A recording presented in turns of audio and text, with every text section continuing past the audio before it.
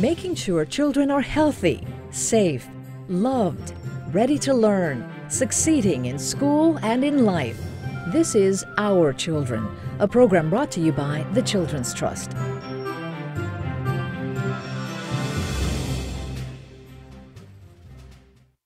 Good morning. I'm Ileana Barella. And I'm Moleto Abedi Gutierrez, President and CEO of the Children's Trust. And together we welcome you to Our Children.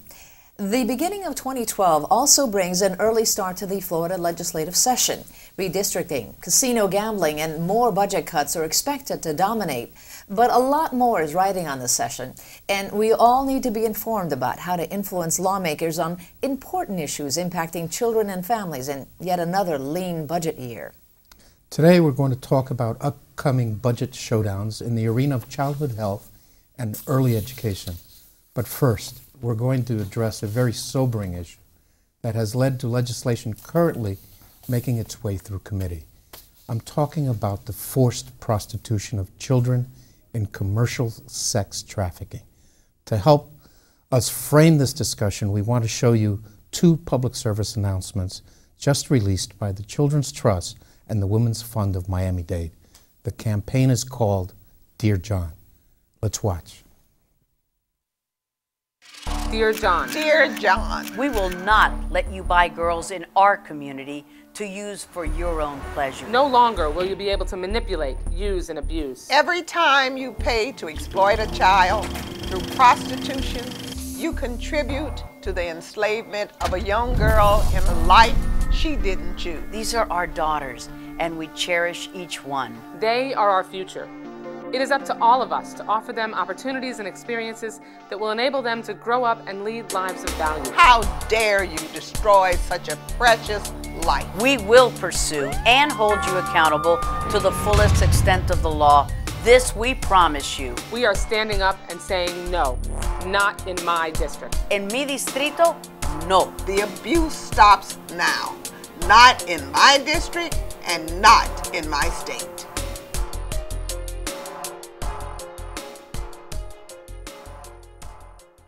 Dear John.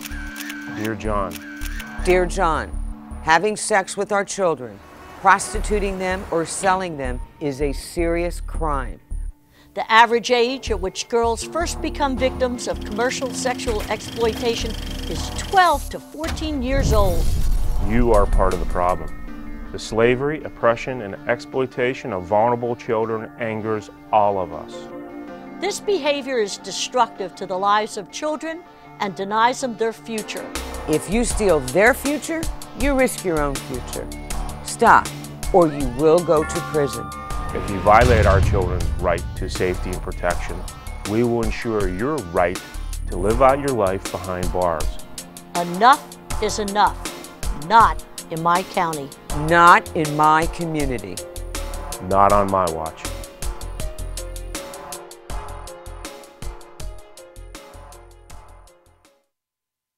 Wow, certainly strong messages. And here's why. Advocacy groups estimate that 300,000 children around the nation are at risk of being sold for sex, and South Florida is one of the hot spots. In 2003, the FBI ranked Miami as one of the cities with the highest rates of child prostitution in the country, and Florida ranks third in human trafficking. To talk about this alarming situation, we have three guests.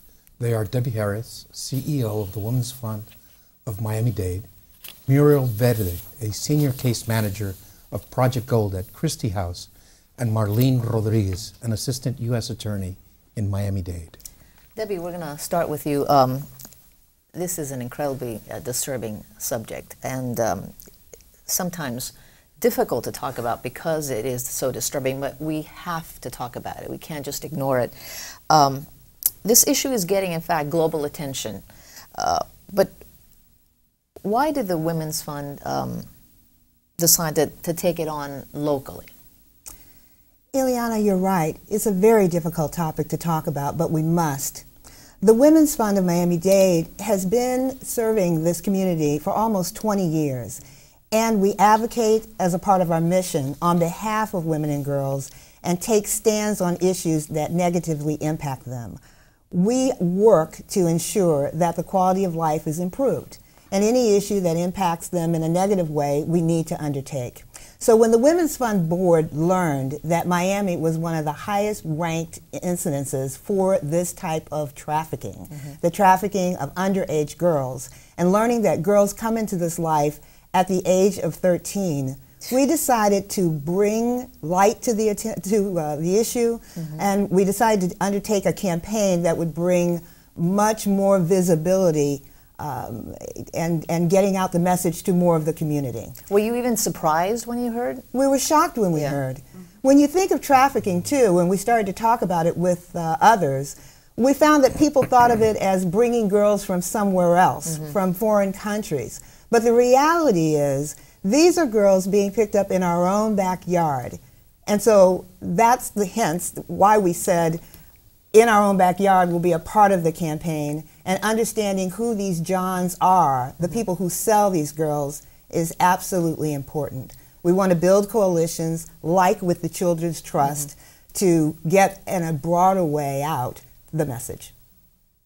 Marlene, how difficult is it to prosecute these Johns, and how often are you successful in those efforts? Well, luckily Congress has expanded the statutes that apply to human trafficking, and really, it's increased penalties, it's broadened the definitions of trafficking. So as far as the law goes, we are able to increase prosecutions and go after more people. These cases are really challenging, and one of the biggest challenges is dealing with the victims. You know, you make a case, a prosecution with hard evidence, documents, but you also need witnesses. And many times it's hard to get these victims to talk to you or to want to testify in court. And that's because they form emotional bonds with their pimps. So they don't want to say anything that's going to hurt the pimp, who they see as a protector, as someone who went out and helped them in their time of need. So I think that's a very difficult part of the prosecution.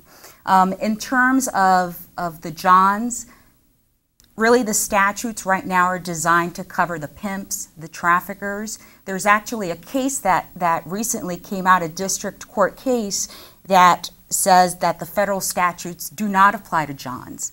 So really we have to take it up on a legislative level if we want to address that. I'm thinking that maybe some of this has not come to fruition yet, because a lot of us are still stuck in our minds that it doesn't happen here. But Muriel, you well know through your organization that it does happen here. But how are our children being lured into this here in the United States? And then what do you do when you rescue them off the streets? Okay, well, to really understand the full scope of this issue is to see the vulnerability. These girls are 12 to 14 years old. You know, they've been sexually abused, which make them 5 times more likely to enter the life of prostitution. And how are they approached?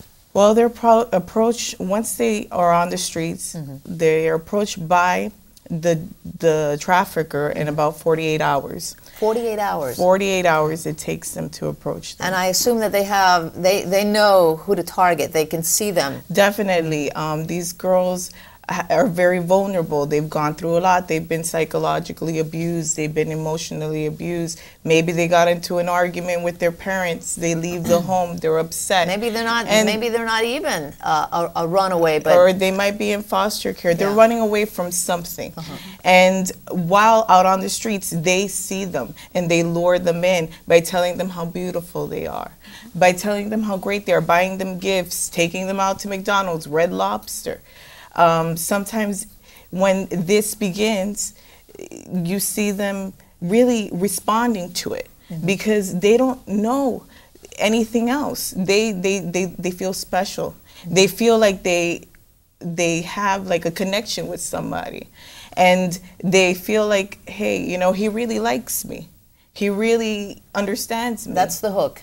And that's the sinker. Once they're hooked, that's it. And then the grooming process begins, right? So it might take a week, it may even take a month, but when the time comes, the pimp will tell, or the trafficker will tell the girl, hey, it's time for you to work. It's time to bring home the money. But let's make this clear. This could be anyone's child. Exactly. It could be it could be middle class, wealthy. Definitely. I mean, let's definitely. not kid ourselves. It's not always girls, right? I mean, it's boys too as well. Absolutely. It's, exactly. But at Christy House's Project Gold, we focus on working with girls.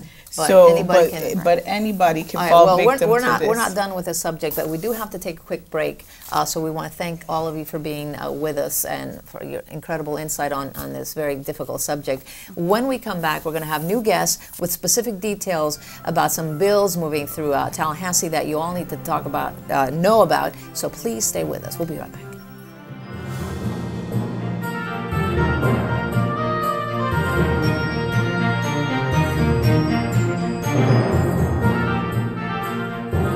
The most important 20 minutes of your day is spent reading to a child. Make books a part of your family's daily routine.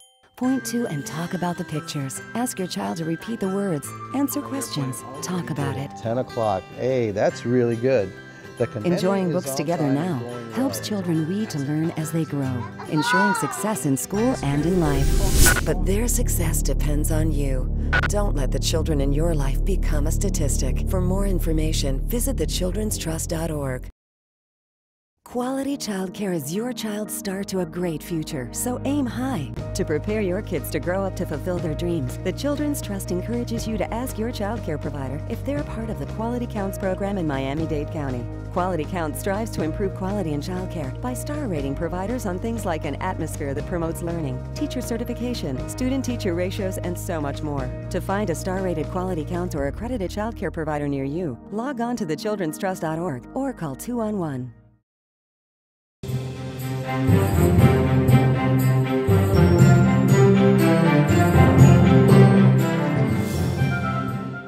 Welcome back.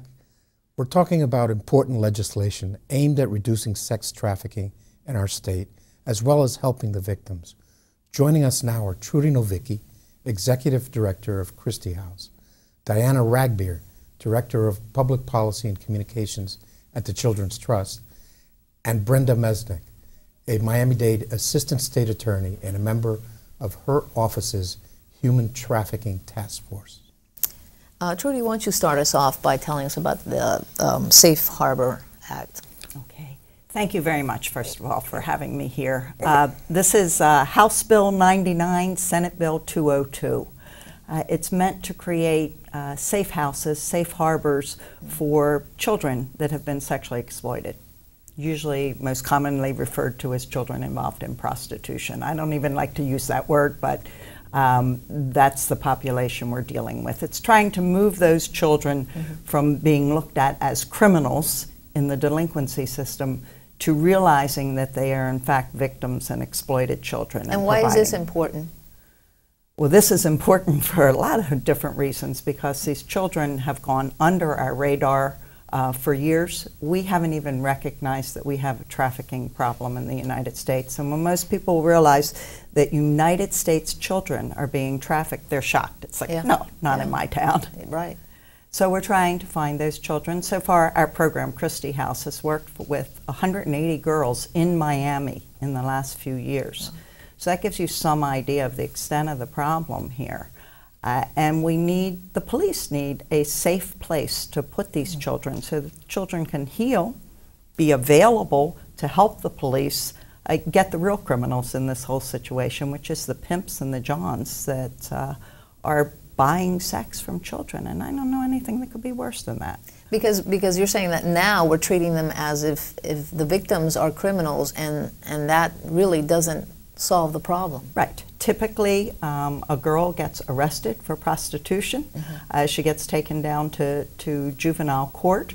The person that is having sex with her often gets off with a fine. Wow. What is that about? Yeah. Amazing. Brenda, tell us about the state attorney's bill, what it will do if it passes. Well, picking up on Trudy's theme, what we discovered in the course of our prosecutions, what we realized is that, unlike so much of the media presentation, we're really dealing with our girls, our South Florida girls who are being commercially sexually exploited.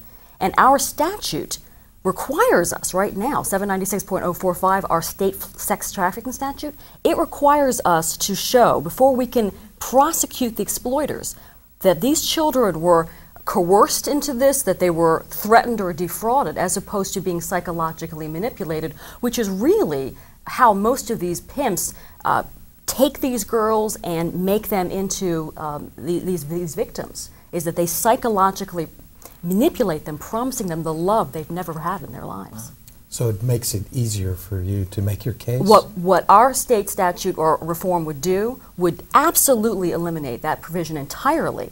It would be strict liability consistent with our other statutes which protect children. You can't have sex with children. Right. So why should you, if you are sex trafficking, why should a prosecutor have to prove that you forced the child, as opposed to every other statute which just says, prove that child is under the age of 18 and you're guilty. All of this makes so much sense, Diana, but you know how the system works. You spend more time in Tallahassee than here at home trying to keep tabs on all these bills. What's your gut feeling on where these bills are going? Do they have a chance? Because, surface level, they make all the sense in the world. I do think that this year there is a good chance that these bills could pass. There is greater awareness of this issue, and the public is just starting to understand it. And certainly with our public awareness campaign, we hope to increase that understanding. But we certainly have 3 very strong members from the Miami-Dade delegation who are involved in this legislation, Representatives Nunez, Fresen, and Senator Anitere Flores. And we need to also make sure that we talk to the chair of the Dade delegation, Representative Lopez Cantera, who is in House leadership and is very interested in this issue. So I do think, unfortunately, the Safe Harbor bill did not pass last year, but there are some changes that reduce the fiscal impact. We're working in a budget deficit situation this year. And every year. Every year. It does get better. The deficit is shrinking. Okay. But I do think this is the year for that. There are members, some of them who are term limited and would like to, leave doing some really good things for children. And so we need to push. We need to follow the Women's Fund website that's going to have the latest legislation and where it's at in the process, which committee is hearing it at womensfund.org.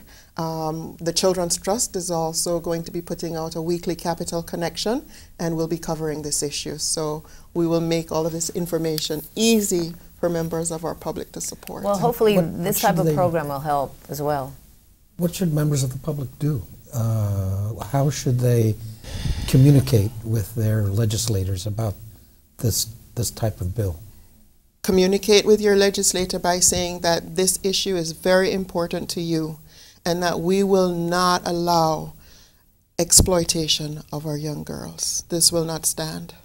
Take a strong position and tell members of your delegation and your members in the district in which you live that this is a priority for you. There is something all of us can do. All right. Thank you all for the work that you're doing and for being with us today. Appreciate it. And for more on this issue, we invite you to attend a book reading at 7 p.m. tomorrow at Books and Books in Coral Gables with author and investigative journalist Julian Scher. His book is called Somebody's Daughter, and it's been called a brutally honest look into the world of prostituted children. Now, don't go away. We'll be back with Diana for more on other legislation to watch out for in the coming weeks. We'll be right back.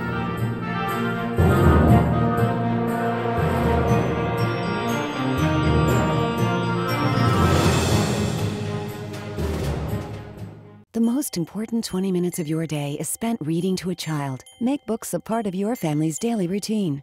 Point to and talk about the pictures. Ask your child to repeat the words. Answer questions. Talk about it. 10 o'clock. Hey, that's really good. Enjoying books together now helps children read to learn as they grow, ensuring success in school and in life. But their success depends on you.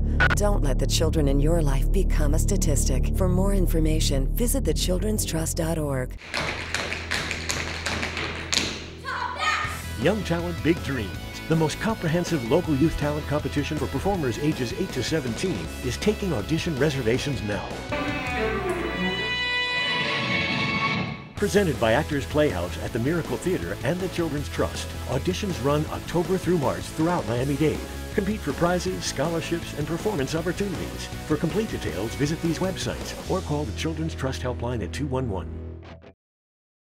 Quality childcare is your child's start to a great future, so aim high. To prepare your kids to grow up to fulfill their dreams, the Children's Trust encourages you to ask your childcare provider if they're part of the Quality Counts program in Miami-Dade County. Quality Counts strives to improve quality in childcare by star rating providers on things like an atmosphere that promotes learning, teacher certification, student-teacher ratios, and so much more. To find a star-rated Quality Counts or accredited childcare provider near you, log on to thechildrenstrust.org or call 211.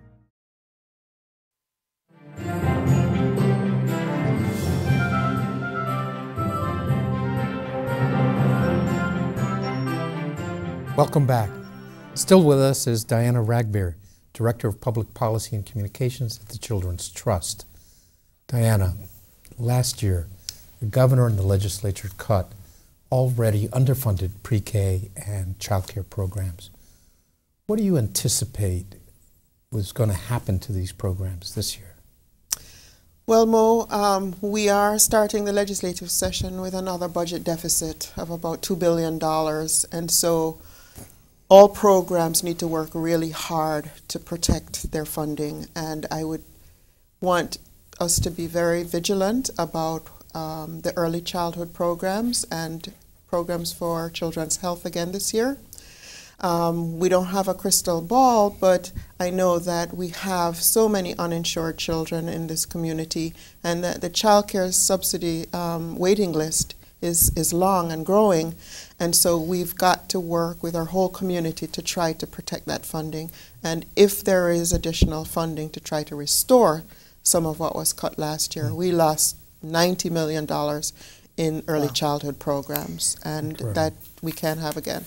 You mentioned health care in children, and this hits a chord with me because I have a 10 and a 14-year-old. I know how important health care is to children that age, how many problems that come up all the time. And I have these figures here, mind-boggling. 500,000 children still without health insurance in Florida, and approximately 80,000 of them in Miami-Dade County. So what's happening to try to reduce that number? Right. So that number has come down from about 800,000 a few years ago because of the success of the Florida Kidcare program. And we continue to try to make improvements in that program and cover additional children. But we need to remove some barriers from the program, and certain populations that have been prohibited, such as children of legal immigrants here less than 5 years, children of state employees and others, have been precluded from the program. You know, the federal government, thanks to Lincoln Diaz-Balart when he was in Congress, made some changes to the CHIP legislation that Kidcare follows that now provides the federal match 70 to 30 cents for each child for that program. But Florida has not gone and undone that prohibition. So this year we're working with Senator Rene Garcia, and we are looking to amend another Kidcare bill in the House. Leadership has told us they're supportive of that, to try to include children of legal immigrants. This community has so many children who are eligible for this program and are here lawfully, but just have not been here more than 5 years. So we need to undo that. That is critical. There are other barriers to the program. It takes a long time for certain children to get in, and retention. We seem to get kids in, but can't keep them in the program. They have to be redetermined every year. Every year. You have to qualify every year. You have to requalify. And for the Medicaid piece, it's every 6 months. 6 months? For the Medicaid piece of Kidcare, as opposed to the Healthy Kids side, which is every year. So the bureaucracy you have to provide, the bureaucracy is there. You have to provide all this documentation again. You know, some states presume your eligibility once you were approved in the first place, and then you are expelled from the program if you no longer meet that criteria. We do it the other way around. We ask you to redetermine and prove again that you're eligible every year. And so we do lose children that way. We've got to get them through outreach, we've got to enroll them, and we've got to keep them. Last year, Diana, the governor proposed a 10% cut to education. legislature passed an 8% cut. Where are we with education, and where's the money coming from to restore some of that budget? So the governor's recommended budget does propose $1 billion of additional money into the K-12 system. And that is needed to just keep up with growth and what's currently needed. It doesn't really provide for any enhancements, but it is still important.